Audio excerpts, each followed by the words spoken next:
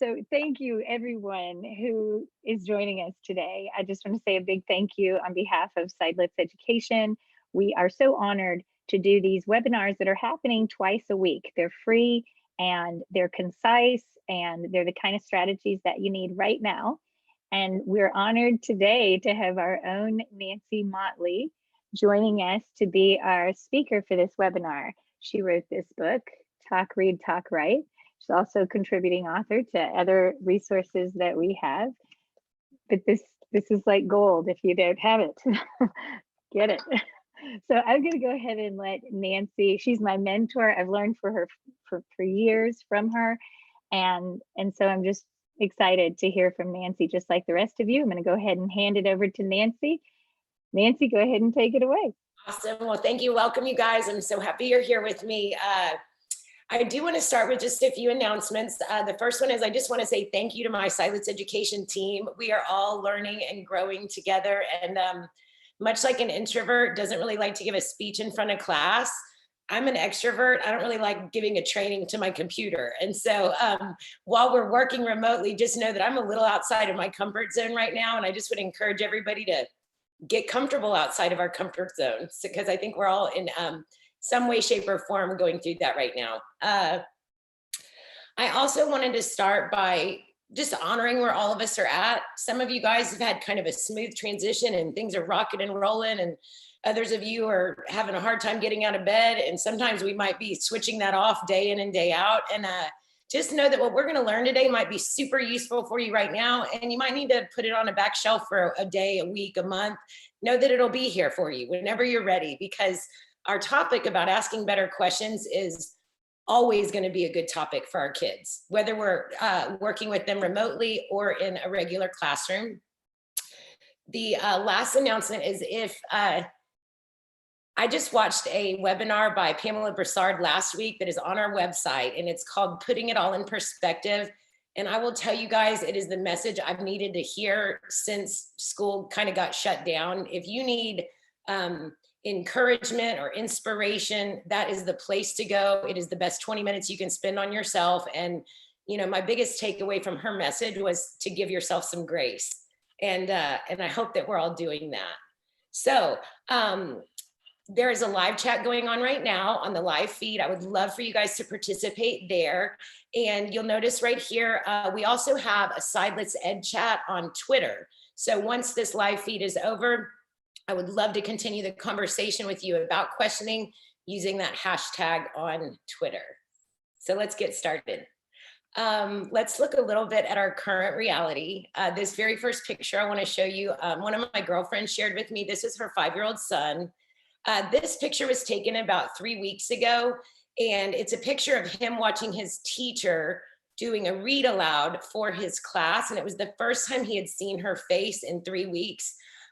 Since all the COVID-19 pandemic started. And she shared with me that what he was doing right here was wiping some tears. He was overcome with emotion at finally getting that contact with his teacher. So I think we have a lot of students that are in this sort of a reality. When you hit middle school, it looks a little different. This is my 6th grader. This is her reality. She is doing school right here and multitasking while doing some online video makeup tutorials on YouTube. So there's no tears falling out of her face right now. She just is kind of irritated at having to do this. So she figures she'll please herself here while learning. I know some of you are in an online setting with your kids. Others of you, your current reality is that you have students that don't have access to any sort of online formats. And so I want to encourage you that whatever you're doing with kids, whether they're coming to pick up a packet at your school, whether you're making a personal phone call home, whether you have a robust online program in place, asking really good questions will always matter. So let's get started with our content goal. My content objective today is that we are going to identify 3 characteristics of what I'm going to call a better question. And the way that I'm defining better is right here, the kind of question that allows our students to think more deeply, right? So that they can really dive deep into what they're learning about and really make those connections and really kind of think through these sorts of things, making inferences, comparing, making connections, analyzing, not just clicking on a fill in the blank. We also have a language objective for our session today. And that one we're going to meet toward the very end. It's going to be a reading goal. So after I share with you the 3 characteristics, I'm going to ask each of you to evaluate some sample questions to determine, do they meet our criteria or not? So would they be considered a better question, or is there room for improvement? So let's start by asking you guys a better question. This is my question. Why do we ask our students questions? Every teacher I know does it. So maybe if you're inclined, you can add to the chat your response to that, right? What are some of the reasons that you question your students? In preparing for this, I polled some of my colleagues and my teacher friends, and these were their responses. One they said was just habit, right? This is what we do. We teach something, we ask some questions. We teach, we ask, we teach, we ask. It's kind of our routine in our instructional design. Another common response I received was to generate interest. And certainly we see that mostly at the beginning of a unit of study, right? We want to get kids excited about something or engaged. Another one connected to engagement is, right, are they just paying attention?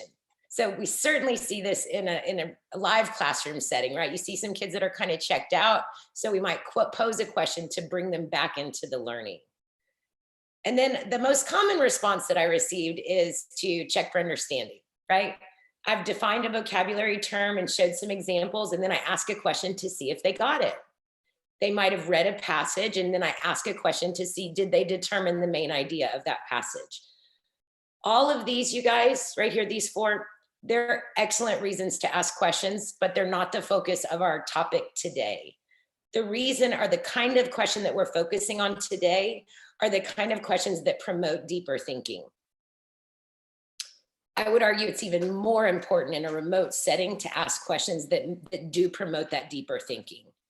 And what we want to do is think through how can we question our students in a way that their brain is fully invested in what they're learning about. It's not superficial. They're kind of doing a deep dive there. And I think you would agree with me that really this is our fundamental goal in education. We don't want to fill our students' cups with all the facts and knowledge that we have. We want to train them to be able to do that for themselves, right? To make those connections and think on a more critical level. And so that's really the kind of question that we're centered around today. Now, just a little bit of background. Our topic about how to ask a better question was born out of my book. So this is my book, Talk, Read, Talk, Write. And again, I'm defining a better question as one that's going to promote deeper thinking. If you're not familiar with this resource, I just wanted to give you a brief overview of this topic. So the book is a routine. It's a way to teach anything. And the way the routine works is that you start with talk. So you would show a picture to your class in an online platform, and maybe in a Twitter chat, ask them to respond with what they notice. You're just trying to engage them. And once you've engaged the class, the next thing that you do is you ask them to read something in order to learn the content. That might be a passage, it might be interpreting a map, it might be a word problem. And after they read, they get a second opportunity to dialogue, to deepen their understanding of what they're learning. This second talking opportunity is really where this questioning technique or the characteristics that we're going to discuss came from. And the final component of the routine after they get a chance to dialogue with their peers is to write to demonstrate their understanding of what they've learned. So I just wanted to give you that background. If you have the book, you'll find that information on page 57. If you don't have the book, you can get it. And if you don't want to get it, you can just watch the rest of this webinar and you're going to leave with plenty enough information to ask a better question. The next topic is, when do we ask better questions? Like, when would this be appropriate? Certainly asking better questions in a classroom setting is appropriate. So when we get back to our classrooms, maybe right here, you ask all of these small groups to discuss something. We want to make sure that we're asking questions where all 3 of these students are engaged in deep thinking. It's the opposite of posing a question that has exactly one right answer.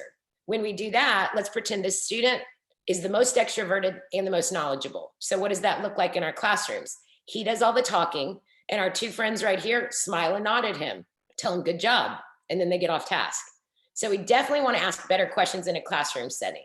It's not the only place though. None of us are in our classrooms right now. Another place we can ask better questions is as a quarantine parent. I am one of those. So I have two daughters that are both in middle school. This was our first day of online learning that took place about 2 weeks ago. I know it looks kind of perfect. I just have an awesome neighbor. She made homemade cinnamon rolls for them. It was lovely. But we sat down this morning kind of setting our plan for what this new normal is going to look like. And it was important to me to have dialogue with them that was really going to invest them in this new adventure that we were all going on. And this was not bright and early. It was about 11:20 by the time we finally settled into breakfast that day. And on a lighter note, we can practice our skills at asking better questions in our real reality during parent quarantining, right? Basically, we spend about 2 hours of every day wrestling and arguing and fighting because we haven't lived together this closely in so long. So I think that on a lighter note, these skills you're learning right now for your classroom and for your students, we can certainly practice on our own kids.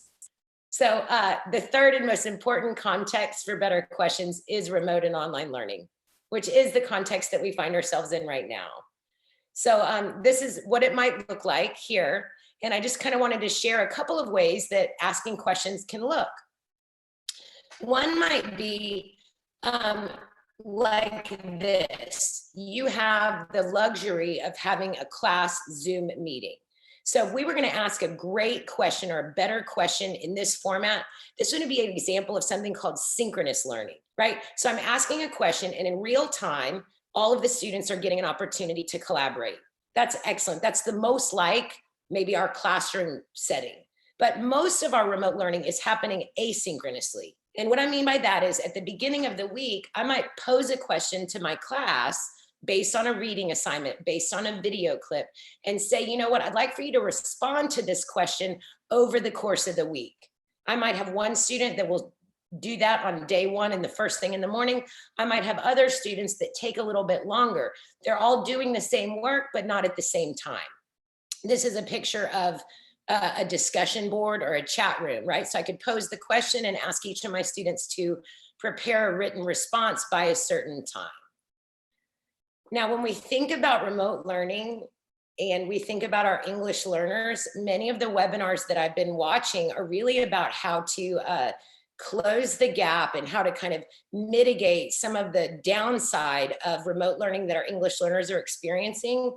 So rather than focus on that, what I want to do is share with you two very strong benefits that I see for our English learner population in particular when they have the opportunity to learn in an online platform. The first one goes to that asynchronous learning. Our kids are getting a dramatic increase in processing time, right? So if I'm in Ms. Smith's English 2 class and we've got a story to read and a few great questions to respond to, I can read that and process that in my own time. Where in a classroom setting, I know that as a teacher, I'm always pressed for time. I might not be able to afford my English learners the amount of time that they would most benefit from. When they have this processing time in a remote setting, the quality and the content of their responses grows because they have the time to think through it. And then the other reason, certainly this is valuable for our English learners, but I would argue for all of our kids, is they are getting authentic reading and writing opportunities. I know my own daughters, and I know within the district where I live, they are reading and responding to each other's Twitter chats, to each other's posts, right? And so the act of engaging in reading is not from a textbook, it's reading their peers' content. So I think both of those are very noteworthy and important for us to keep at the forefront of our mind, especially when all the challenges that our English learners face kind of rise up pretty quickly. Okay. Are y'all ready for the characteristics? Here we go. There are 3 characteristics for a better question. I forgot to tell you, I'm going to help you remember these. And the way that I'm going to help you remember them is all 3 of these characteristics start with the letter R. So the first one is the question relevant? And what I mean by that is it relevant to the standard being addressed? I live in the state of Texas. We have the Texas Essential Knowledge and Skills. You might live in a state that has the Common Core. You might be in Canada or Vietnam, and I'm not sure what your standards are, but we all have them. We want to make sure that in answering that question, I can determine whether my kids know it or not. The next R, the next characteristic is rich. And what I mean by this is there a multitude of responses available? It's the opposite of a one correct answer question. And then the third R, which I find to be the most challenging characteristic to meet, is response worthy. And what I mean by that is, do the students feel compelled to participate in that discussion or to participate in that written forum? So let's look a little closer at each one. So relevant, I picked a bullseye as the visual for this topic or this characteristic. To me, this represents what kids are responsible for learning in class. And I want my question to be that arrow. Oops, I want the question to hit right at the heart of what they need to understand. Now, you might be going, Nancy, duh, every question I ask is related to content. I've seen teachers, and I've done this myself, where in my attempts to get kids excited about what I want them to talk about, the question is sort of related to the content. But if I listen to them the whole dialogue, I wouldn't be able to tell whether they actually know the standard or not. So we just want to keep that in mind as we craft our questions. Okay, the second one is rich. Is the question open-ended? I love this visual. Every time I see it, I get excited. And the reason for that is this is our reality, right? We have kids on all different types of devices. And I want to pose a question that when they put their thinking out there on the World Wide Web in whatever format that looks like, a Google Doc or a discussion forum, they can all have a seat at the table. If you look right here at this response in pink, I imagine this to be a student who has rich background about the topic and a lot of motivation behind it. They have a lot to share. But you know what? Look over here. This guy in green, he might have limited background about the topic. He might even be a little unclear. But you know what? He has a voice and he gets a place to respond. And then look over here at our purple girl. Well, I don't know if she's a girl or not, but anyway. The purple girl, look, her idea, whatever she shared, she picked up on some of the thinking of this person and of this person and this person and this person, right? So they all get to share their ideas. They all connect. They're all married to each other, but I get to own my own thinking. So this brings me to our third characteristic, which is response worthy. I picked this picture. Look at this girl. Doesn't she just look like, I can't wait to tell you what I'm thinking? That's what we want, right? Whether it's remotely or in a classroom, I want my kids to be desiring, compelled is the word I love to use, to participate or engage in the conversation. And I think this visual shows that. Response worthiness is much easier to achieve with littles, right? If you teach kinder first, second, they love to participate. They want to participate. They're all in. When we get to middle school, when we get to high school, meeting this criteria is our biggest challenge. And so we're going to address a few ways to make that a little easier for you. All right, so take a second, kind of reflect. We have our three characteristics, relevant, rich, and response worthy. Just self-assess right now. Do you have one or two of those already in the bag? You're super great at them, and then you're going, oh man, but I never really thought about that. Are these ideas already present to you and maybe worded differently, but you're very familiar with these criteria? So I just feel like you to kind of think to yourself, where do you sit with what we've learned so far? What we're going to do right now is I'm going to share with you some sample questions. So we're going to meet our language objective right now, where you're going to be reading some questions and determining, do they meet these three characteristics: rich, relevant, and response worthy. I'm going to share a third grade math example, and I'm going to share an 8th grade US history example. So if we move on to, click the wrong button. So let's pretend you're a 3rd grade math teacher. Your kids file into your classroom, and this is their warm-up. So you tell your class, please read and solve the warm-up, and then you give them a few minutes to do that. So take a second to read it.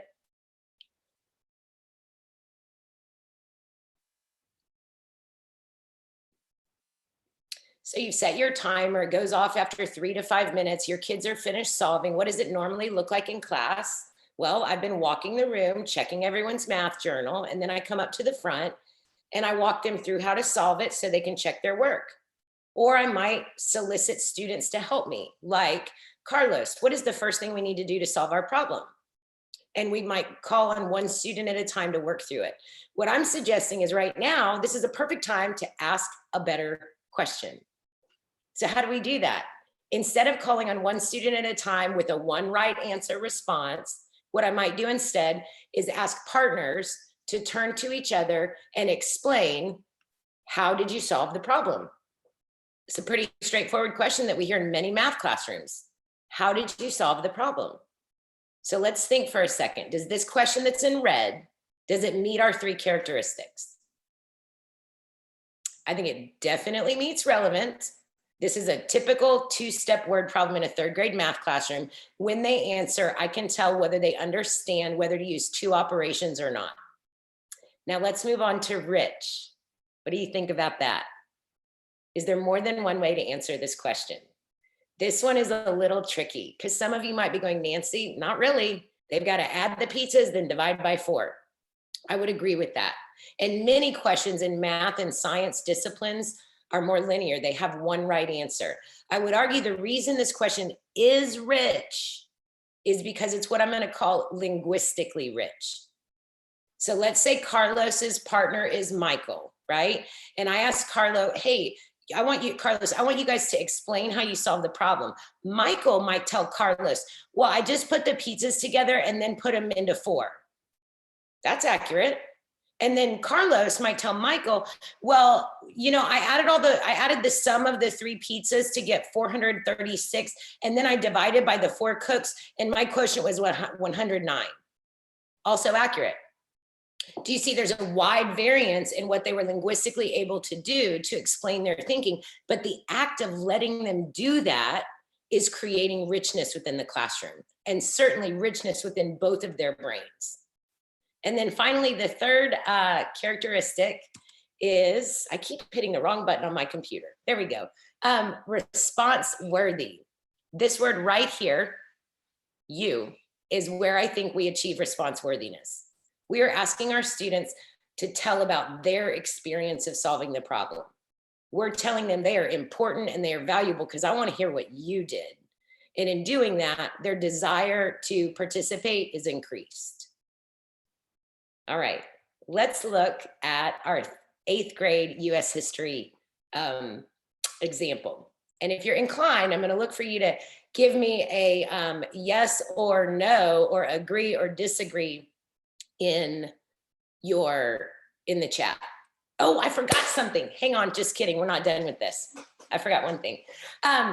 In math and science disciplines, like I said, most of the answers are pretty linear. So I want to give you 2 hacks or 2 little tricks to make a question that has one right answer more rich or more open-ended. Let's take this one. How do you solve the problem? A way to make that more rich is to put a layer of agree or disagree on it. So it might sound like this. Do you agree or disagree that this problem can be solved in exactly 3 steps? Do you see what that requires a kid who even solved it correctly to do? They have to go back, look at their work, process more deeply, and think through how many steps did it take. Another variation of that could be posing the question with something like best or fastest or efficient in order to require evaluation. So instead of how did you solve the problem, you can ask your partnerships, hey, I want you guys to talk to each other. What do you think the best way to solve this problem is? If you are in a chemistry class in high school, I might say, all right, you guys, given what you just did in the lab, what's the most efficient way to solve for X? So even if they know the content, you see, I'm deepening their thinking because they're having to judge what's the best way or the most efficient way to do that. Okay, now I'm ready to move on to the 8th grade example.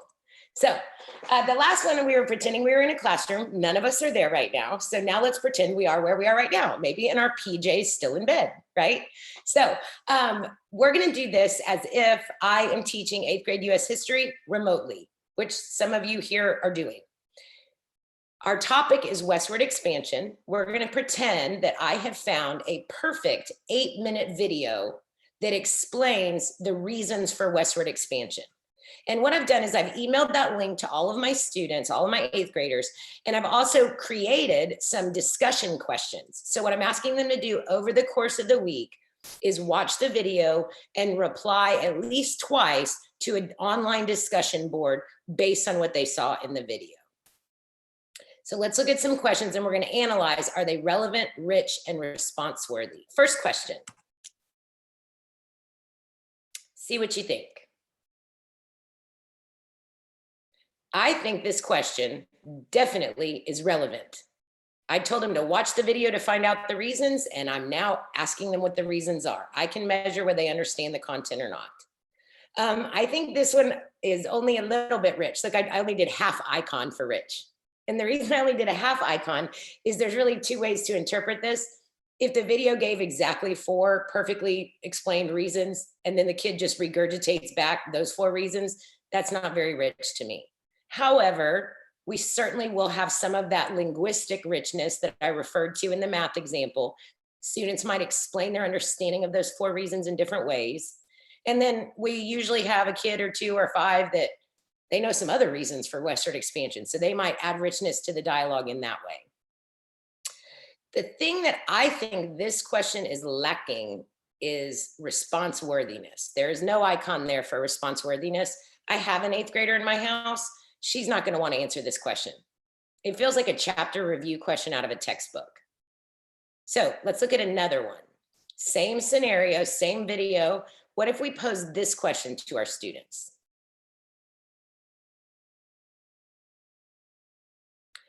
I think this one is absolutely rich, right? Every one of your students in the chat or in the discussion board might have a different response to how the kids would feel. Some might say, oh my gosh, it would be the best adventure. Others might say it would be terrifying.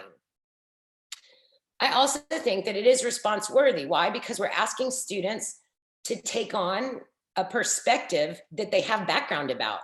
8th graders are kids, and then we're asking them to pretend they're a kid in this time frame. So they have a way to kind of connect or insert themselves into the learning.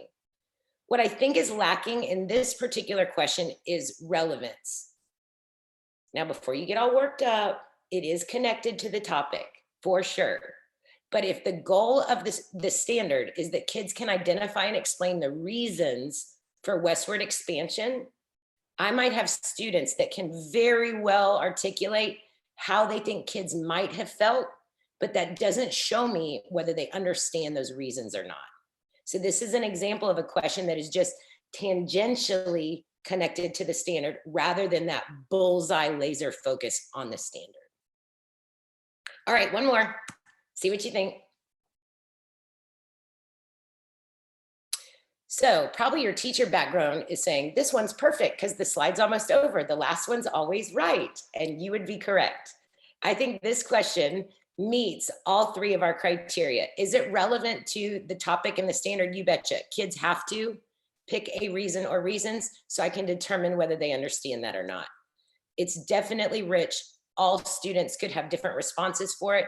And the reason I think it's response worthy, once again, is this word right here.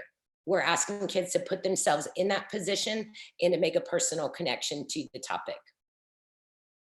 So just like I gave you some tips for questions that are one way to answer it, how to add richness, in disciplines like US history and English language arts and reading, I find that richness is usually pretty easy to achieve. What might be challenging is the response worthiness part.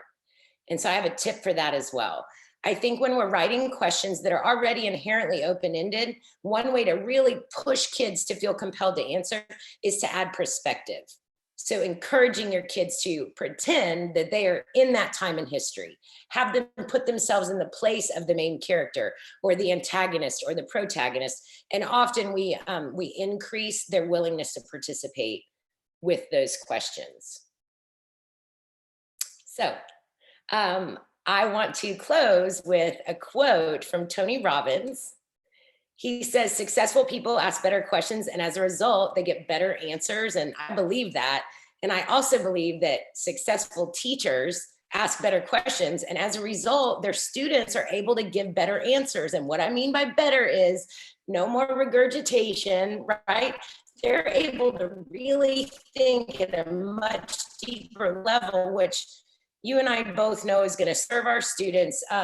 Certainly in this unprecedented time right now, absolutely when they get back to their classrooms, and forevermore as they kind of make their way into the world. So thank you guys for your time. What I'd like to do right now is toss this back to Valentina. I have not been looking at any of the chat, and so she's going to just share with me if there's any clarification or questions that I can answer. We'll try to take 2 or 3 before we wrap up.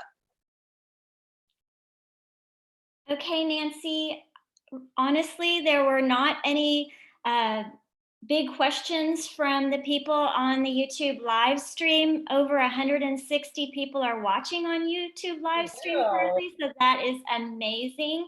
Many viewers are saying that quarantine parent was a new term for them, so that's something that stood out.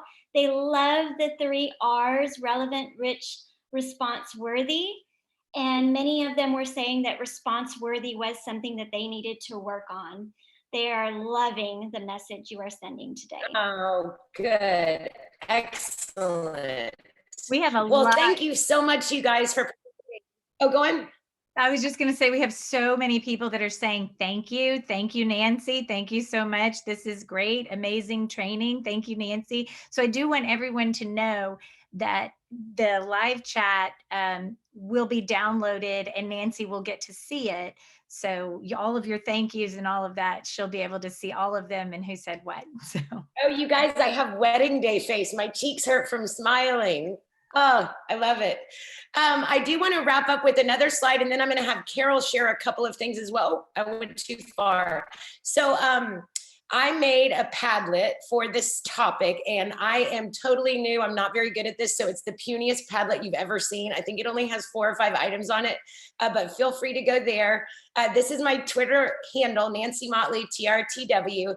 And our company, Silence_ed. These are some hashtags that we can continue this conversation about better questioning or anything else. My email address is right here.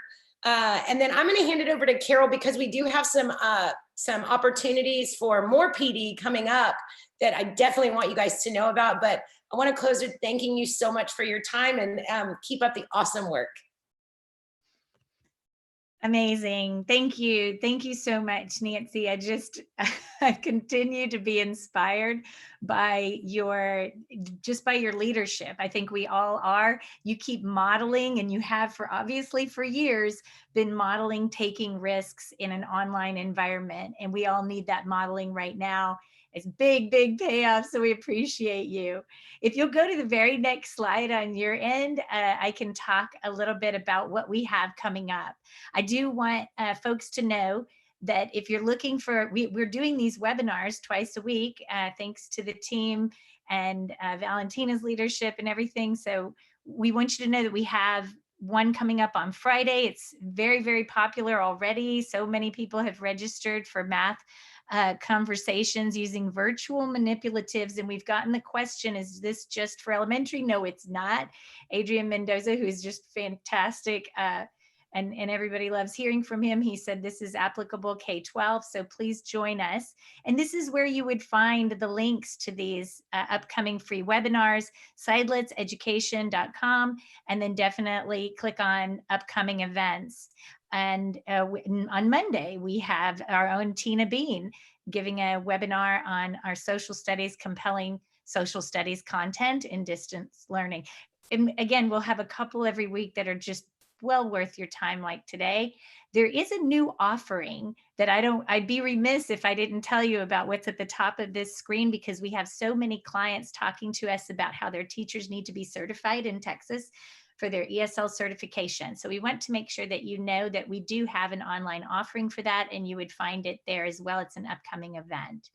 So Nancy, if you'll, and we're very excited for Patricia Morales to be leading that.